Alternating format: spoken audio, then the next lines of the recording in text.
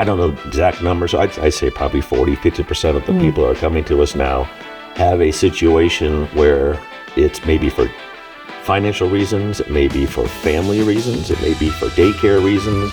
We've done a lot of homes where mom and dad are going to live in the home full-time with their children and their grandchildren, which really helps everybody. Mom and dad get to spend time with the grandkids, but do they have the space they need for that? And Right. I've seen that as simple as a room and a bathroom attached to a house.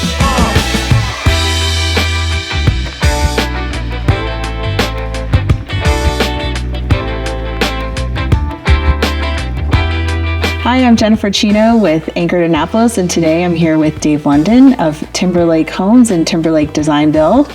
Thank you for joining me. Thank you for having me. It's wonderful. Well, we're excited today because we're going to go over a bunch of different things, but the first thing we're going to start to talk about is something that's been very important for people lately is staying where they are and sort of improving instead of moving, because the housing market is very difficult, as we've all experienced. And one of the options that is a great option is to stay where you are and just improve. So today we're going to talk with Dave a little bit about that to start off with. So Dave, tell us a little bit about how that works. What are some of the options and things that you've sort of seen in the market? Sure, yeah. What we find is that people, their life change. Their families grow. The way they live in their houses from when they bought it to now has changed. And a lot of people, their house doesn't fit them any longer. And some people say, go buy a new home or build a new home. Mm-hmm. And that has its challenges given availability of land and where they can build. And Right. most people say, I love my neighbors. I love my commute to work. I love the schools. My church or my synagogue is nearby. So all those factors come into play, whether someone wants to move. Well, if they improve their place, all that goes away, and they can just focus on making what's wrong with the house better for them. So do you see that people typically expand, or they just completely renovate? Usually a combination of both. Okay. Sometimes it depends on the house, and each lot is different. Do you have the room to expand? Do you want to expand? Is this going to take out space for a deck or a patio, or do you have current patio and decking? So can you expand out? Can you expand up? Or do you just rearrange the space you have? So it really is, it all depends on everybody's specific situation. And so we sit down and spend a lot of time getting to know people's needs, their wants. What do we have to work with? And then how can we make that fit and address the ills of the house? Well, it's interesting too, because one of the things that I've been talking to people about when they are considering moving is, and we talk to mutual clients of ours, is if you're looking to buy something, the things that are sort of sitting on the market are the things that aren't renovated or done. And a lot of times people feel very overwhelmed with that process. And I know you make it very streamlined and easy for people and a consultative approach and walk them through beginning to end. But one of the other things is, buying a house that needs some love, that people just haven't taken that on, and then improving that as well. So whether it's improving that current house that you're in and staying there, or purchasing a house that needs maybe kitchens and bathrooms done, or just some updating, that can be an option as well, because those are the houses that are typically staying on the market longer. Correct. The other thing that I've noticed is there's a lot more multi-generational buyers out there. Have you been seeing that as well? Yeah, probably. I don't know exact numbers. I'd say probably 40-50% of the people who are coming to us now have a situation where it's maybe for financial reasons, it may be for family reasons, it may be for daycare reasons.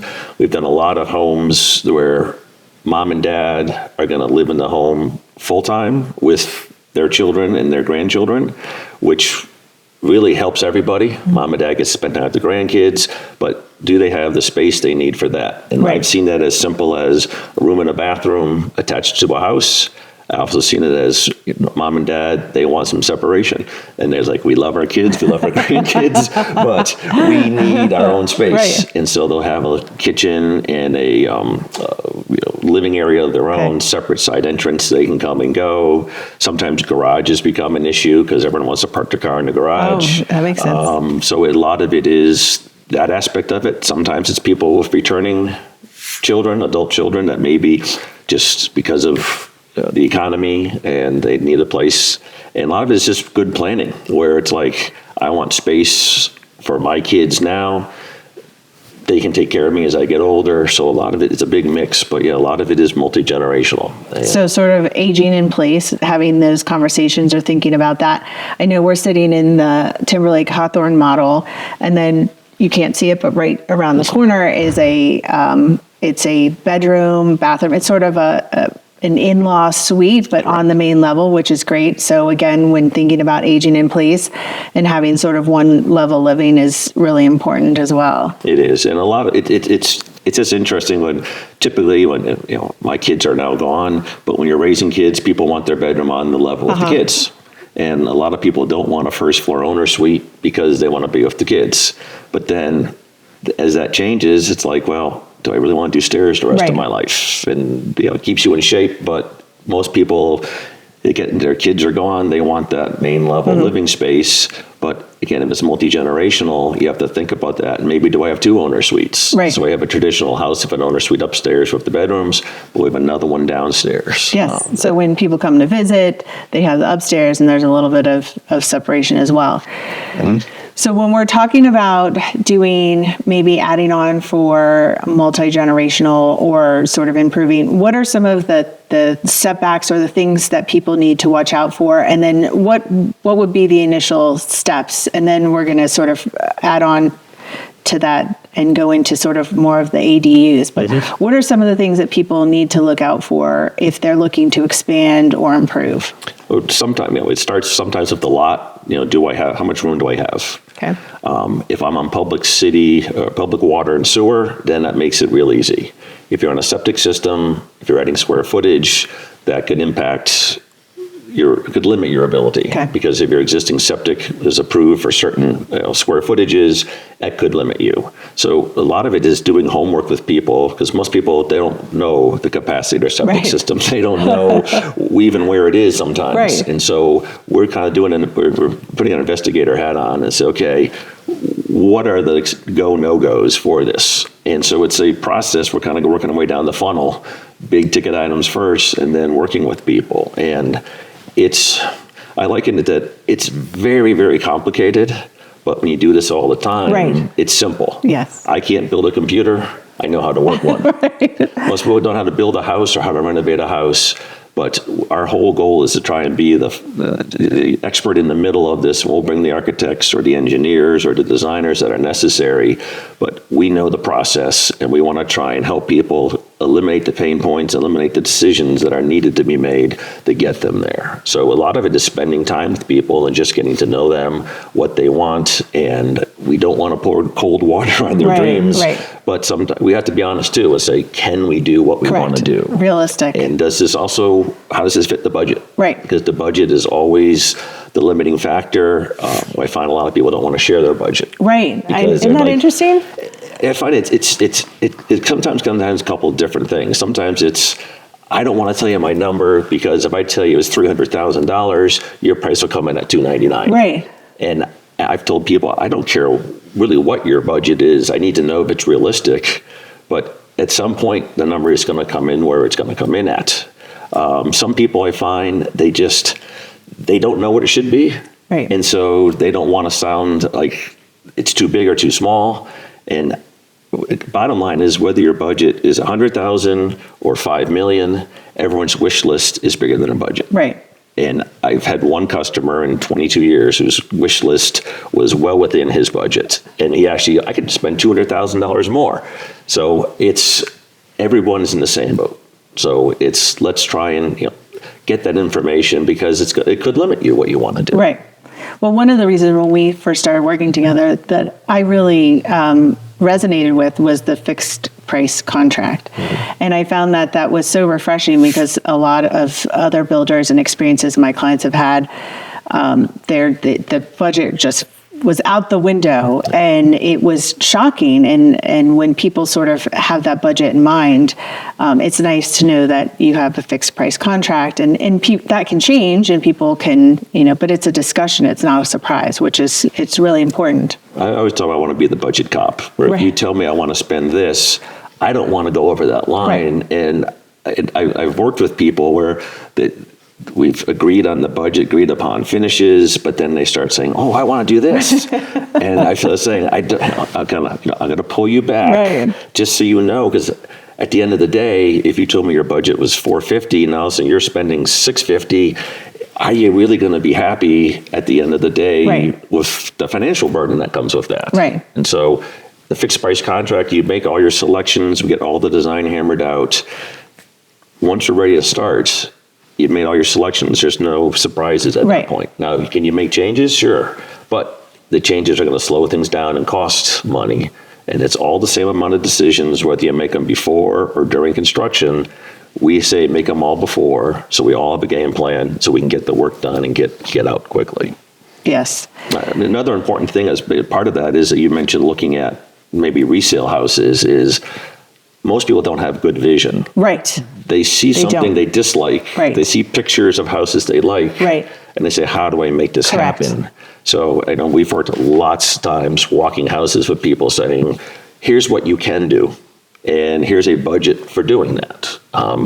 Between COVID and some other increases in pricing, right now for a really nice custom renovation job or a custom home, you're probably looking at $300 a square foot. Mm. So someone says, I want to add 500 square feet to my house. You start doing the math and say that times 300, that'll give you a good approximation. But it's really important and we do lots of free consulting, to walk through with people, because we don't want someone to make a mistake and buy a house that they want to do something to, and then they find out there's a septic issue or a setback issue or something. So I hate to see people come to us with something that's unbuildable. Well, and it's interesting because in my real estate world, when I'm showing houses to people, I always say, if they're waterfront or there's a septic, is this the size house you want? Or is this the view you want? Because most likely you may not be able to change it, or you may be able to just go 50% over, because that's a huge thing when it comes to buying something that's already built, or raw land. That's a whole nother thing. But I think there's this idyllic dream that people have, that they want to build their own house. Like that, I think that's most people I've ever worked with in 20 years of doing this. That is everybody's dream, is just building their dream house. And it's amazing. And I would personally love to do it. But there are things to take into consideration. And especially in the area where we live, it's hard to find the land that works with it, but you can do that. But the other option is buying something that is with a resale home and then sort of turning that into your dream home, because that can be a lot easier with where we live. It's a lot easier from a standpoint of finding something in that location you want to be. Correct. I mean, could you go South County? Could you go someplace far and wide and find a lot? Sure. But is that going to be where you want to be? And most people, a lot of people, they want that privacy, but most people want to be in the community. Right. And they want to be able to, envision that. And so to me, it's the most satisfying, it's always satisfying to see someone's end product. But when you find a large renovation, where you take a house, whether they've lived in it, they love the location, but they really hate what they're with, and to take that and turn it into their dream home, that's a lot harder than building a house from the ground up. But it's much more satisfying when you're done, because everyone says, holy smokes, look what we've accomplished. And the key is to try and make it look like it's always been there. So you could take a house and completely renovate it, change things around, but you don't want to see like it's tacked on. You want it to look like it's been seamless. Right. That's great. Yeah. The other thing that is newer to Anne Arundel County is the ADUs, which is hopefully going to help with the housing shortage that we have. Can you talk a little bit about ADUs and your process, and just sort of explain what that is, because a lot of people probably don't even know what ADUs are. The ADU is an accessory dwelling unit, and the thought came up really on the West Coast. You have densely developed areas. Is okay. There's no more land, but we need more people. And so the thought was, let's put an accessory dwelling unit on a property, has a kitchen, has a living space, has a bedroom and a bathroom, where someone could live that's separate and detached from the main residence. And Arundel's always allowed attached type units, but you have funky things like a breezeway or right. weird ways connecting something to Right. it. The county has approved to do up to 900 square foot separate building where someone could live in. And that solves a lot of pain points for people that, like the in-laws that don't necessarily want to be in the house. Right. Well, mom and dad could be in the backyard, have their own independent house, but you're right there accessible.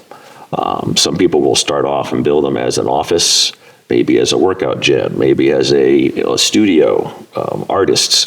But it starts off as that. But then you think down the future, well, it's a great place to age in place. So maybe at some point you move into the dwelling unit, your adult kids now come into the house and they raise their family there. So it gives you lots of flexibility. And it really helps people because maybe you can't add on to the house in a smart way, have a separate unit off to the back. So if someone's interested in looking at potentially building an ADU, are there certain ways that they should start looking at that? Does it have to be, like, let's say a detached garage that's already there, or can they build something from scratch now? You could build from scratch. Okay. Again, a lot comes back down to doing that investigation. Like, I've got my house here, I've got my septic system here, I've got my well here. Where can I locate that unit on the property? And then just what are the capacities of it, and what setbacks? Because the setback rules are different for an ADU than from a primary residence. So setback mean I could build closer to a property line Okay. than I normally could on an individual house. So it just gives you flexibility.